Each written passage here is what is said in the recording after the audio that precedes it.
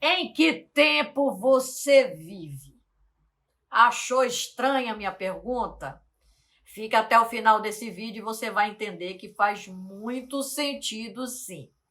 Mas antes, quero te pedir que se inscreva em nosso canal e que clique no sininho para que você sempre possa saber quando eu mando aqui para o YouTube algum vídeo de conteúdo como esse. Também peço que você deixe seu like. Mas como é essa história de em que tempo você vive? Você pode dizer, ai Magali, eu vivo em 2022, que é o momento que eu estou gravando esse vídeo agora, mês de agosto. Pois é, esse é o tempo aí, né? Esse é o tempo que está rolando, mas e na sua cabeça? Você vive mais no seu presente, no seu passado ou no seu futuro? Essa é uma pergunta capciosa. Essa é uma pergunta que nem todo mundo estará atento para responder, até porque a vida só acontece no presente. Só existe presente. O passado já foi. O futuro ainda é uma promessa. Então, só temos presente.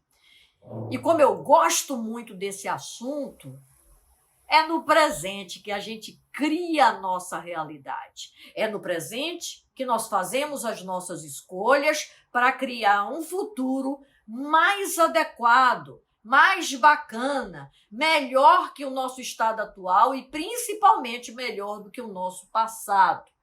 O que acontece, né? Em geral, as pessoas vivem num passado recente ou num futuro próximo e tem lampejos de agora.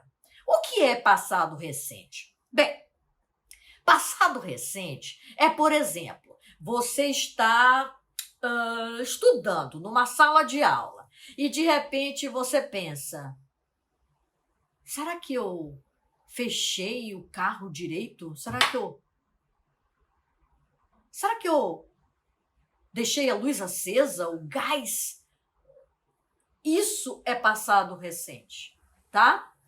Futuro próximo. Você está lá no mesmo lugar, na sua sala de aula, assistindo aula no seu trabalho, ou, de repente, no cinema, no teatro, num barzinho, e você pensa, puxa, eu deixei o carro estacionado ali naquele lugar, aquele lugar é um pouco deserto. Puxa, eu estou assim já preocupada com o carro, será que ele está bem lá? E será que quando eu for buscar, quando eu for lá pegar meu carro, será que eu vou ter algum problema? Pronto, já está no futuro. E a grande questão é que geralmente a gente vai para um passado negativo ou para um futuro negativo. Como é isso? Pois é. Bem, se a gente vai para um passado negativo, a gente tem uma tendência a quê? A se deprimir, a se entristecer, se a gente for parar em algum momento negativo do nosso passado. E se a gente for para um futuro negativo, como eu acabei de explicar, a gente também está entrando numa ansiedade, a famosa ansiedade. Então, o ideal é que a gente use o passado como referência. O passado positivo para se impulsionar, para lembrar dos nossos momentos de coragem, para os nossos momentos de força, etc, etc. E nos pensamentos e nos momentos passados negativos, quando a gente quiser pensar em aprendizado. Por exemplo, o neném foi lá, botou o dedinho na tomada, tomou choquinho, ele já sabe, isso é um aprendizado. Você se relacionou com uma pessoa, teve um relacionamento tóxico, você teve um aprendizado. Se você realmente aprendeu, você vai buscar não repetir mais isso no futuro. E assim sucessivamente. Então, é interessante ir no passado? Sim, para aprender ou para se potencializar de alguma lembrança positiva, mas não de ficar lá. Como eu falo para os meus clientes, e para os meus alunos. A gente não deve deixar fazer ninho na nossa cabeça pensamentos negativos e momentos negativos. O pensamento negativo, ele faz parte da vida, ele sempre vai acontecer, certo?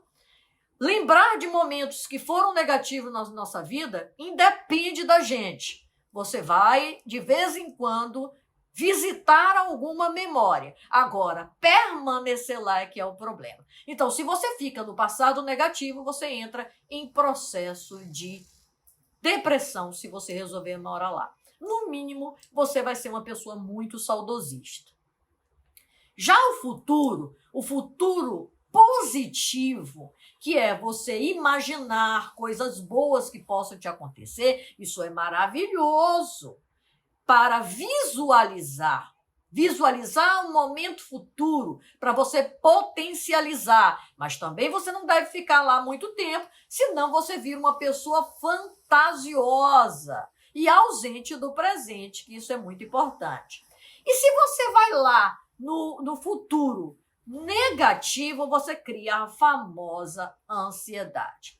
Então, é importante lá no futuro positivo? Sim. Para quê? Para visualizar, para potencializar um desejo, um querer, uma expectativa, uma meta.